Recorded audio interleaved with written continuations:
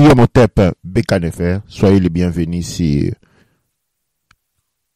la plateforme de l'Académie de la culture noire kémétique. Aujourd'hui, nous nous retrouvons avec Baba Kinkela Wamazulu, Amasu Baba Kinkela Wamazulu, et nous allons introduire un sujet qui va vous intéresser. Le sujet a pour titre de l'Homo sapiens sapiens à l'Homo vaccinatus.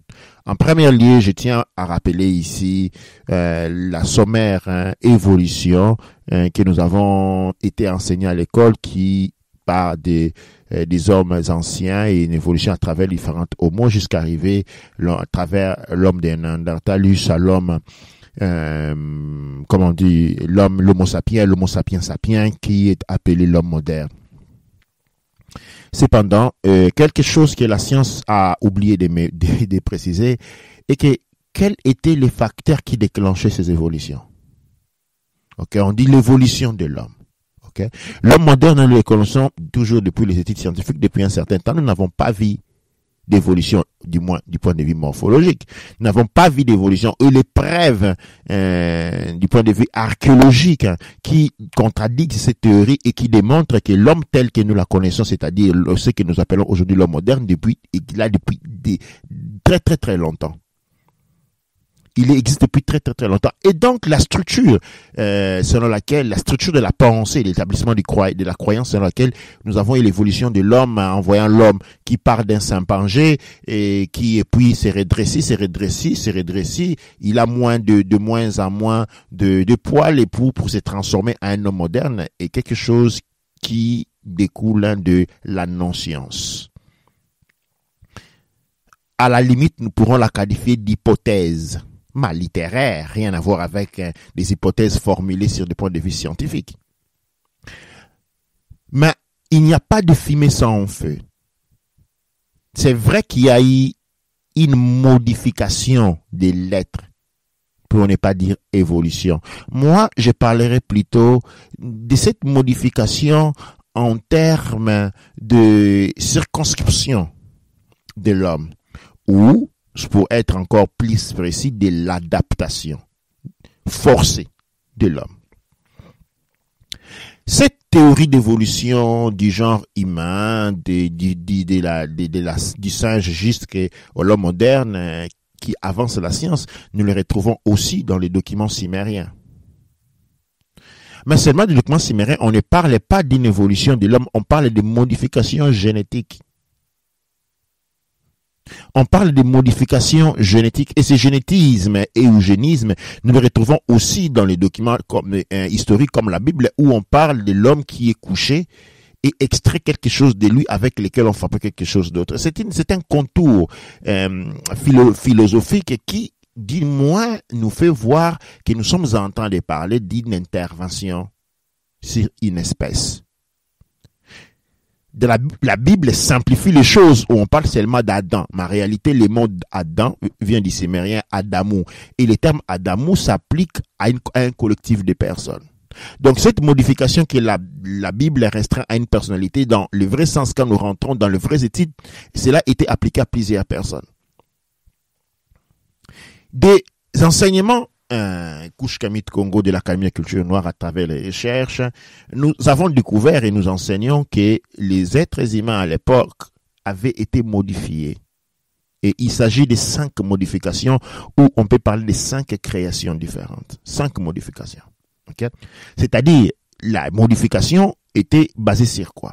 Eh bien, tout simplement, il fallait créer, à l'arrivée des Anunnaki sur Terre, il y a 300 000 ans, après avoir utilisé les fils génétiques les fils de Hausar pendant un temps assez long, où ils sont obligés à travailler pour les Anunnaki, et les fils de Hausar sont des Nungal, qui sont obligés de travailler pour les Anunnaki, à creuser à main les fleuves de Tigre et l'Euphrate. Eh bien, on va les libérer à un moment donné. Comment on va les libérer? On va les libérer. Mais comme il fallait qu'il y ait quelqu'un qui fait ce travail-là, eh bien, c'est comme ça, vous trouvez dans le document religion, dit la Bible, les hommes sont nés pour prendre la corvée des dieux.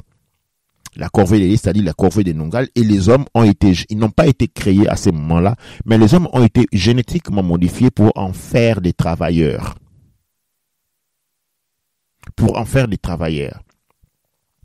Mais peu nous a été dit sur comment, en fait, vient cette modification. Mettons toute une population sur les tables d'opération pour en modifier. Mais rentrons un peu dans le contenu. Comment on modifie? Qu'est-ce qui est? C'est quand on parle de modification génétique. La modification génétique est tout simplement un mécanisme à travers lequel on sectionne l'habilité de l'homme. Les habiletés de l'homme sont définies à travers la capacité du développement du cerveau. À partant du cœur, quand le cœur est développé, et le cœur c'est le siège de la conscience. Après maintenant, le cerveau se développe. Imaginez avoir une maison avec 4 phases d'électricité. Parce qu'il y a un sujet avec lequel j'ai débattu aujourd'hui même avec Baba Menchou Otep. Admettons vous avez une maison avec 4 lignes d'électricité. Ok? Pourquoi? Parce que dans cette maison, nous avons des fours, nous avons des gros frigos, ainsi de suite. Et qu'est-ce qui se passe quand on sectionne 3 phases? Il ne reste qu'une seule phase. Qu'est-ce que cela signifie? Dans cette maison, on ne peut qu'allumer les lumières. Parce que du moment où vous attachez même une chaîne, même un radio, eh bien, ça saute. C'est ça, le sectionnement. Il fallait réduire l'homme de l'intelligence. En faire un char de travail. Et à cette époque où je suis en train de parler, il n'existait qu'un seul type d'homme, les mélanodermes. Les mélanodermes vont subir 5 phases de modification génétique différentes ou de cessionnement. Ces cessionnements consistent en fait à détacher ou à déconnecter les cerveaux. Cette déconnexion peut être opérée de plusieurs manières, mais comme on avait besoin des esclaves immédiats, il fallait les faire de manière génétique. La confusion est toujours restée sur ce débat, du point de vue de l'opinion, pour savoir en fait comment ça s'est passé. Comment ça s'est passé?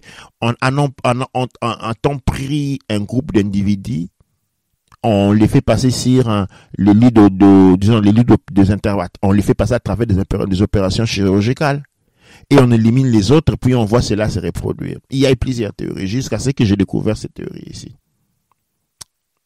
Eh bien, cela s'est passé à travers des techniques de vaccination. Parce que, imaginez, à travers la vaccination, on atteint toute une population. Et puis, il y a l'effet multiplicateur, parce que quand on a modifié l'information génétique de toute une population, et ces populations vont avoir des enfants, les enfants naissent avec l'information génétique de départ modifiée déjà. Et donc, quand on arrive à la 3e, 4e génération, quand on arrive à l'élimination par mort, par vieillesse, la première génération qui avait été vaccinée, eh bien, on a fait le travail. Le travail a été réalisé. Ceci donc, Itemura, le père des Anunnaki, veut une humanité soumise, mise au service de Dieu, au corvée de Dieu. Et donc voilà, des modifications génétiques vont être apportées. Mais ces modifications génétiques, quand nous en parlons, il y a toujours un grand débat du point de vue de ceux qui traitent de ces sujets. Mais encore, c'est la première fois que l'on réalise qu'on introduit une technique, on propose une technique, et ma proposition est la vaccination. Pourquoi? Parce que la vaccination, ça a été, avec la campagne contre le Covid, on a démontré comment on peut atteindre toute la plus grande partie de la population mondiale. Et qu'est-ce qu'on fait de surplus? Eh bien, on l'élimine. On l'élimine. Ou quand bien même ils n'étaient pas éliminés, ils allaient quand même se marier avec des gens qui ont été vaccinés, immunisés, et la progéniture sera quand même immunisée, même si à une proportion, à un pourcentage moyen. Et de cette manière, quand les 70, les 80, 85% de la population a été immunisée, les 15%, il faut lui donner le temps de disparaître. On n'a pas besoin de découvrir derrière. Cela a été fait dans l'époque des Haoussars où on allait éliminer physiquement. Par après, on a réalisé qu'il fallait leur donner le temps de disparaître. Dans un cycle de 25 ans, ok, la population résistante à la vaccination s'élimine quand même. Mais quand nous retournons à l'époque où les consensus humains n'existaient pas, dans l'époque des dieux Anunnaki, eh bien, la vaccination avait été totale, disons, plus ou moins totale. Et le changement va arriver avec Haussar qui va développer des techniques pour pouvoir désaliéner l'homme, c'est-à-dire les sortir de ces blocages génétiques, apporter à l'homme les connaissances qui vont lui permettre de se libérer. Et la spiritualité n'est comme un système d'application des sciences, d'études, des recherches pour permettre l'élévation, sortir l'homme ordinaire de son cachot, de l'inexistence du cœur, développer son cœur pour pouvoir rejoindre son cerveau, développer son cerveau, car c'est à travers la capacité d'exploitation du cerveau que l'homme se libère. Et aujourd'hui, nous sommes en train, encore une fois, ce qui est en train de se passer, c'est une tentative de recréer la dynastie dédiée. Et c'est comme si nous rentrons aux origines. L'élite est comme ces Anunnaki qui viennent de notre monde. Ils arrivent sur Terre, ils ont une population, et c'est la population mondiale. Eh bien, on veut soumettre cette population. On veut la mettre complètement à ce service. Eh bien, comment on fait? Eh bien, il faut appauvrir son patrimoine génétique. La seule manière de contrôler une personne, c'est avoir de lui l'inexploitation du cerveau. Et comme à l'époque des Anunnaki, ces êtres humains on demande des capacités très élevées, mais il faut les diminuer. Et comment on fait? Eh bien, on les vaccine. Les vaccins à ce moment-là, devient une forme de manipulation génétique parce que c'est ce qu'ils vont. Ils vont manipuler les jeunes. Mais jusqu'à là, nous avons toujours pensé à la manipulation génétique comme quelque chose chirurgical. C'est la première fois, du moins pour moi, je considère que la vaccination, telle que nous avons vu les vaccins que nous sommes en train de voir maintenant, contre le Covid, correspond exactement à une modification génétique. Ils ont pour effet la modification génétique et donc les tentatives de créer une nouvelle race humaine. Les tentatives de créer une nouvelle race humaine, c'est ce que nous appelons les Homo vaccinatus. Donc c'est pourquoi je dis après l'Homo sapiens, nous allons vers le Homo vaccinatus. Mais ces projets pour rester dans la littérature rencontrent des difficultés énormes. Pourquoi? Parce qu'il y a dès 185 000 ans, à l'époque des premières, au lendemain des premières modifications génétiques de l'homme, avait une structure complexe. Les structures de l'homme, avaient une structure non complexe, disons, au premier jour. OK? Et cette structure complexe, liée au niveau de l'intelligence disponible à cette époque-là, avait permis cela. Mais aujourd'hui, les choses ont complètement changé. Aujourd'hui, les structures humaines est d'une complexité incroyable. Et quand une personne a été vaccinée, eh bien, vous connaissez la théorie de l'émission des fréquences, c'est-à-dire chaque être humain, émet des fréquences. Et les fréquences, si une personne est en colère, ces fréquences sont des fréquences colériques. Et ces fréquences sont reçues par les autres. Quand une personne est triste, il émet les fréquences de détresse. Et cette détresse est perçue et absorbée et synthétisée par les autres. Quand une personne est malade, il émet des fréquences de maladie qui sont reçues, synthétisées à travers les autres. C'est comme ça que certaines immunités se créent déjà du point de vue énergétique. Parce que quand on reçoit les fréquences vibratoires d'une personne malade, notre corps reçoit cela, il enregistre ces informations-là et apprend à combattre déjà cela. Avant même que la personne puisse tomber malade sur le point de vue physique, c'est-à-dire physiologique. Avec une contamination bactérique en uniforme. Mais le vent de la contamination arrive déjà sur le plan énergétique parce que l'on reçoit les énergies de la personne. Qu'est-ce qui se passe maintenant? Qu'est-ce qui est en train de se passer maintenant? Pourquoi nous avons autant de variantes? Ça, c'est une théorie typiquement des Kushkamit Congo, mis par Amasu Bakinkela ou Amazulu. Donc, j'en prends la responsabilité en termes d'une théorie et je sais qu'elle est très, très pertinente. Avec le Covid, quand une personne est vaccinée, il intègre en lui les informations, non seulement de la maladie, parce que la vaccination, c'est une contamination d'une certaine manière, Quand une personne a été vaccinée, eh bien, il va intégrer à lui ces informations que son corps va élaborer et transformer en vibrations. Et les vibrations, il les émet. Et partout où une personne est en train d'aller, il est en train d'envoyer ces informations. Les corps énergétiques des autres personnes autour de lui vont recevoir ces informations qu'ils vont synthétiser et passer l'information depuis le niveau énergétique au niveau physiologique. Donc les corps à ce moment-là deviennent préparés non seulement pour le Covid, mais aussi pour les vaccins. Et cela signifie que les vaccins deviennent inefficaces automatiquement. Comme la maladie, que les vaccins deviennent inefficaces automatiquement. Mais quand je parle de cette efficacité, quelle est l'efficacité? L'efficacité non de guérir la maladie, mais l'efficacité d'apporter une modification génétique qui va compromettre la capacité évolutive de la personne et les remettre dans un état de contrôle.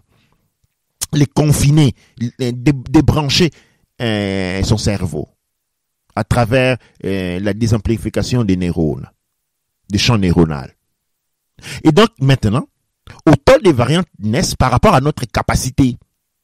Dès que l'information, dès qu'une personne a été vaccinée, dès qu'il sort, l'information vibratoire se répand dans l'atmosphère.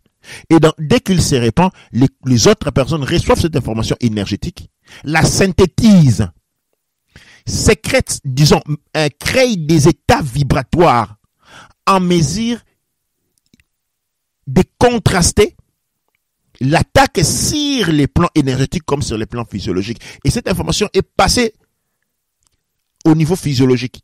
Et donc, cette personne-là se crée une immunité de par la consistance et la synchronie, une forme de syncrétisme, pas un syncrétisme, je dirais, mais plutôt une forme de réaction à chaîne sur les plans énergétiques. Il se crée une immunisation parce que, attention, comme en haut, comme en bas, tout ce qui l'invisible précède les visibles. Tout ce qui arrive sur les plans physiques, il faut savoir qu'il arrive sur les plans énergétiques dans un premier lieu. Et dans les plans énergétiques, nous fonctionnons à travers ce qu'on appelle les principes vibratoires. Et les principes vibratoires ne s'arrêtent pourtant pas sur les plans énergétiques, il vient sur les plans physiques, parce que les mondes spirituels et les mondes physiques font partie du même règne. Et donc voilà. Et dans ce mécanisme, cette difficulté devient récurrente. Et on doit commencer à créer des vaccins, un après l'autre, désactivant. Pourquoi nous sommes en train de voir beaucoup de vaccins faire des faillites? Des millions de dollars ont été mis en disposition pour les faire. À quoi? On ne se pose pas la question, mais faillite en quoi? Il n'est pas bon en quoi? Il n'est pas bon en fait parce qu'il ne peut plus faire le travail, parce que l'information sur le plan énergétique a été relâchée et les corps humains, dotés d'une complexité admirable, se sont adaptés pour empêcher toute tentative de manipulation génétique. Et voilà, les vaccins deviennent inutiles sur ces points-là. Notre conscience rentre en action et combat. Pourquoi? Parce que nous avons atteint un certain niveau de complexité et d'évolution que ce que l'on est en train d'essayer de faire ne sera tout simplement pas possible. Vous voulez que l'on réalise ça. Ce que l'on est tenté d'essayer de faire ne sera tout simplement pas possible parce que nous réagissons. Notre conscience réagit. Voilà pourquoi, pour éviter que la conscience réagisse, il faut installer dans la conscience un déséquilibre. Et le déséquilibre sur le plan de la conscience s'établit quand l'on quitte le domaine de la conscience élevée pour se rabattre dans les niveaux de la conscience inférieure. Le niveau de la conscience inférieure est dominé par la peur, le règne de la peur. Plus nous sommes effrayés, plus nous sommes désemparés, plus nous nous sentons à la merci de je ne sais pas pourquoi, plus notre conscience se désactive. C'est le seul élément qui est à ces points-là. Parce qu'aujourd'hui, nous sommes en train de voir une transition vers l'homo vaccinatus. L'homo vaccinatus, l'homo vaccinatus, c'est un homme modifié génétiquement, dont l'intelligence a été réduite, dont la capacité de l'accès au cerveau a été réduit, dont le cœur inexistant. C'est un être humain primitif. Parce qu'attention, mais relâchant à mon introduction, quand je parlais de l'évolution, il y a un élément que j'ai sauté, c'est l'évolution de l'espèce. Oui, il y a une évolution, il y a eu. Mais cette évolution est liée à la capacité de l'utilisation du cerveau. L'homme est primitif et c'est lui dont l'accès aux neurones est très très très limité, faible, autour de 2 à 3%. L'homme moyenne, comme vous les connaissez tous, c'est l'homme dont l'utilisation du cerveau tourne autour de 15 à 20%. Okay? Et l'homme élevé, l'illuminé, et c'est lui dont l'utilisation du cerveau va jusqu'à 80 à 90%, à 90%. Mais pour pouvoir accéder au cerveau, il faut d'abord passer par le cœur. C'est ainsi qu'au plus bas de l'évolution, on doit apprendre au peuple à aimer.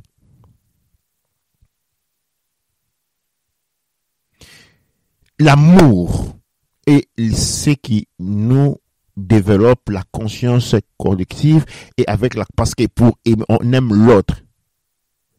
C'est à travers l'autre qu'on apprend les soi. Et donc c'est à travers l'amour que l'homme s'élève. L'amour, le premier pas de l'amour est le développement de la conscience environnementale, c'est-à-dire être conscient de son environnement, its surrounding.